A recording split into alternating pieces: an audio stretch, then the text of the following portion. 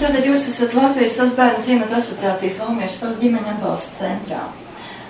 Patiesībā mēs darbojamies jau kopš 2007. gada, tikai sākotnēji mēs bijām projekts, jo tā bija jauna lieta, gan pasaulē, gan Latvijā strādāt ar ģimenēm, kurās, lai saglabātu bērniem šo bioloģiskās ģimenes vidi, lai bērni nebūtu maksimāli iet uz to, lai bērni nebūtu jāizņem no ģimenēm. Sākotnēji tas bija projekts, bet kopš pagājušā gada mēs esam noreģistrēti kā sociālo pakalpojumu sniedzēji, kā Valmieras SOS ģimeņu atbalsta centrs. Bet joprojām mēs esam Latvijas SOS bērnu ciemata asociācijas struktūra vienība, darbojamies gan ciešā sadarbībā ar viņiem, gan pēc visiem viņu vīzijām un viņu mērķiem,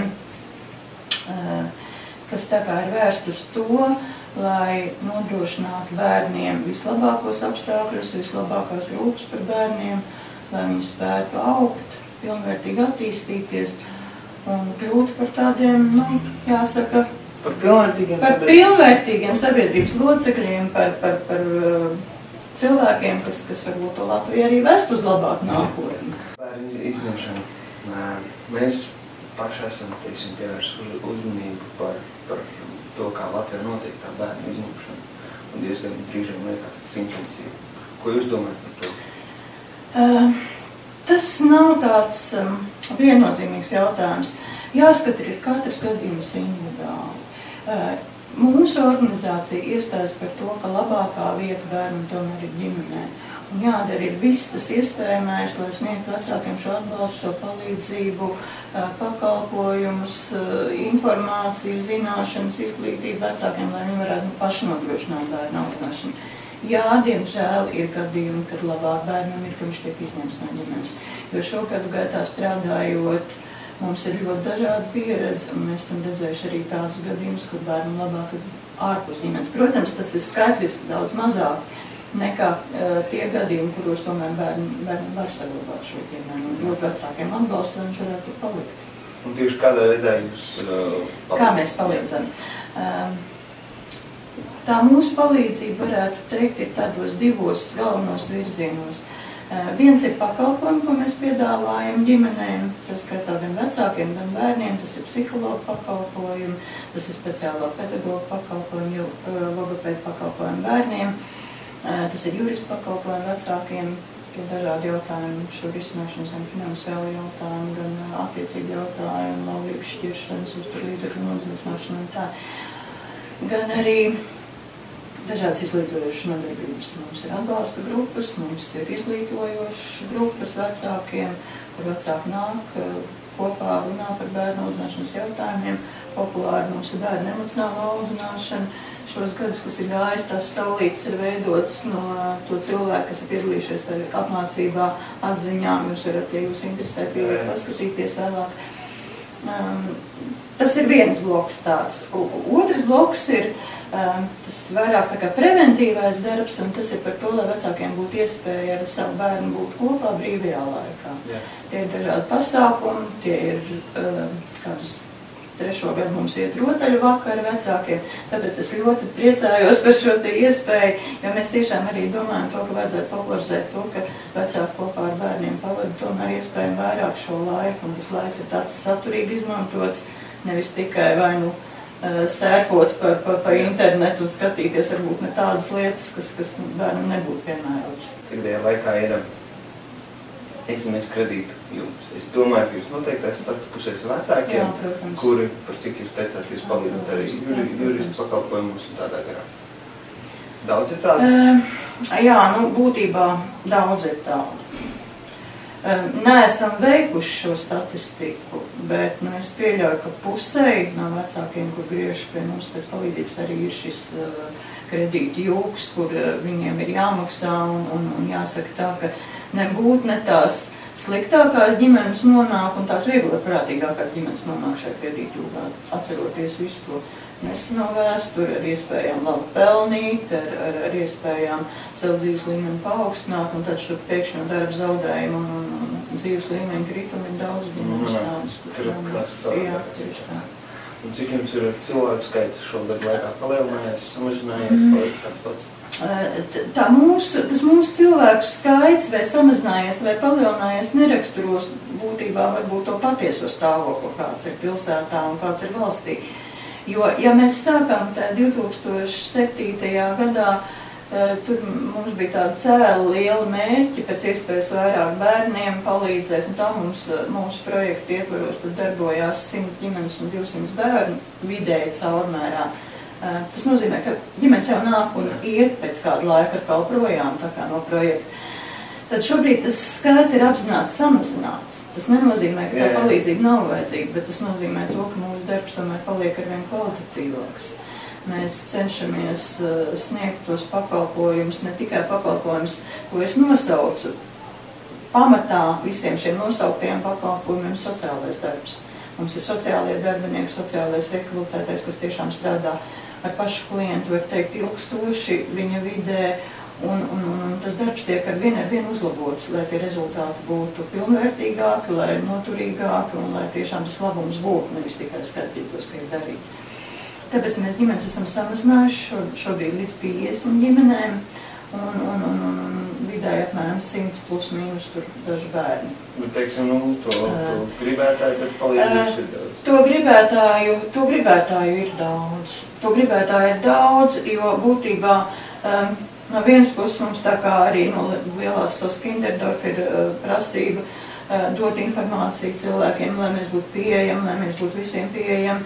Tad mēs to informāciju, var teikt, īpaši neuzspiežam, jo viņi aiziet no mutes mutē, un mums visu laiku ir tā, ka tie cilvēki mums tas vajadzīgais skaits arī ir. Protams, arī no sociālā dienesta mums tiek sūtīts ģimenes, un šajā gadā tas pakalpojums tika pirkts, pagājušā gada puse līdz šā gada jūnijam tika pirkts pakalpojums, bet, jāsaka, tas ir tām pašām smagākajām ģimenēm. Palīdzība ir pilsētā vajadzīga daudz vairākām ģimenēm, kā spēja nodrošināt sociālās dienestas. Tad tieši par to palīdzību izstāstot, kurš jūs, kas ir tam visam finansiālais pamats, kurš jums tā palīdz? Par ko mēs strādājam, kur ir tie līdzekļi? Tad lūk, lielāko daļu, tas ir, savus 75% šobrīd mēs finansējam, tomēr saņemam no lielās SOS Kinderdorf, kur līdzekļi arī tiek savākt ziedojumos būtībā. Ir bagātās organizācijas, bagātie cilvēki, kuri savus līdzekļus ziedo tam, lai palīdzētu šīm ģimenēm, kam tas ir nepieciešams visā pasaulē. 132 valstīs, kā jūs minēju, ir šie SOS projekti un SOS ciemati, kuros tad arī tiek sniegt palīdzību. Ciematos tiek sniegt palīdzību tiem bērniem, kur tiešām no bioloģiskajām ģimenēm ir jāizņem. Viņi tiek ievietoti tur un arī pielīdz maksimāli veidot tā vide ģimeniskai vidē pielīdzināt. Un ģimeņu stiprināšanas projektos, jeb atbalsta centros, kā tas tagad ir, mēs sniedzam palīdzību tām ģimenēm, kas dzīvo pilsētā, kas dzīvo savās mājās, savā vidē, un kam vienkārši ir vajadzīga šī palīdzība. Pašvaldības arī visu laiku bija tā, ka pašvaldība deva līdzfinansējumu, 20–25% apmēram kopš pagājušā, kad es teicu, tas ir iepirkums, kurā mēs piedalījāmies ar savu pakalpojumu, un caur to tad viņi dod finansējumu, lai palīdzētu ģimenēm. Bet jāsaka, ka kopskaitā tās ir 16 ģimenes gada laikā, kam ir palīdzēts šādā veidā ar pašvaldības finansējumu. Pārējās tad ir lūk par šiem ziedojumiem un par šo naudu, ko cilvēki dod. Ļoti daudz mums palīdz. Norvēģi firma ir viena, kas palīdz, brīvprātīgie ziedotāji tur ir, bet tas viss iet caur lielo SOS Kinderdorf. Un cik ir tieši, tādi Valmieras parastie cilvēki? Valmieras parastie cilvēki. Valmieras parastie cilvēki izrāda labo gribu piedāvājot apģērbu, kas viņiem ir, kas ir pieejams. Ir daži jaunieši, kas piedāvā savu laiku, savu attieksmi pozitīvo un laiku pavadīt kopā mūsu pasākumos. Šeit mums te bija jaunieši no tās organizācijas, no skautiem. Pagājušajā gadā bija vairāk jaunieši, kas ļoti labprāt piedalījās pasākumā ar ģimenēm. Tad aktīvā turisma centrēži jaunieši bieži palīdz un ir kopā ar mūsu ģimenēm, ar bērniem. Tas būtībā arī ir viss, lai man piedod kāds, es aizmirsis nosaukt. Jo Nu tā, jāsaka tas, ka mūsu sabiedrība vēl ir uz tādā mācību procesā, es gribētu teikt, kas viņi mācās iesaistīties labdarībā, ziedot, dot kaut ko no sevis. Protams, ārzemēs tas ir vairāk attīstīts un vairāk izplatīts. Kā jebkurš var palīdzēt gan ar savu laiku, gan ar savām finansēm, gan ar savām iespējām? Jāsaka tā, ka mēs neesam atrādījuši nevienu piedāvājumu. Mēs cenšamies izmantot visus piedāvājumus, visus ziedojumus, ko mums tā kā sniedz un ko cilvēki ir gatavi mums piedāvāt. Ja mēs nevaram paši šeit uz vietas, tad mums blakus ir otra sabiedriskā organizācija, Kristīgais žēlsirdības fonds, kam ir zupas virtuve. Ja ir tāda iespēja, ka kaut ko mēs nevaram realizēt, mēs lepni piedāvājam viņiem, jo sadarbojoties šeit kopā, tur ieteist arī mūsu ģimenes, mūsu ģimeņu bērni, un mēs darbojamies roku rokā. Tas ir gan apģērbs, tie ir mācību priekšmeti, teiksim, skolas, dažādi mācību piedarumi, kas ir. Jāsaka, jebkas, ko cilvēki ir gatavi ziedot, atnest, mēs esam priecīgi par to. Tieši tāpat varbūt arī te būtu labs uzaicinājums jauniešiem Valmierā, kuriem nav ko darīt. Protams. Savu laiku. Protams, viņi var nākt, viņi pieteikties. Ir daži jaunieši, kas kā jau es minēju, šos skautu jaunieši, kas piesakās un atnāk un ir. Protams, tas viss ir jāsaskaņo, mums ir jāpiemeklē tā labākā vietiņa, kur izmantot šo viņu piedāvājumu tā, lai būtu patīkami gan viņiem, gan arī šīs palīdzības saņēmējiem. Paldies liels jums, un es ceru, ka tas varēs palīdzēt. Liels paldies jums par jūsu dāvanām, jo viņas tiešām ir ļoti, ļoti noderīgas. Es domāju, ka mēs to izmantosim gan savos spēļu vakaros, gan varbūt ģimenēm. Es pieļauju, ka tās varbūt pat varētu būt kā ceļojošais fonds, kur viena ģimene kādu laiku spēlē un pēc tam nodod nākamajai. Liels paldies gan no mūsu kā darbinieku vārdā, gan arī mūsu to klientu vārdā un visu to bērnu vārdā, kuri darbojas mūsu centrā un kuri ir gatavi pasmaidīt un pamāt jums ir rociņu, lai tad, kad viņi saņems šīs jaukās dāvanas. Liels paldies jums! Savukārt šeit ir pāris bukletiņi, kas ir par mums, ko jūs arī varat paskatīties, varbūt, lai būtu priekšstat un varbūt uzzināt kaut ko tādu, ko es neņēmu teikt pagājušā gada, gan jo šā gada vēl nav papīra formātā.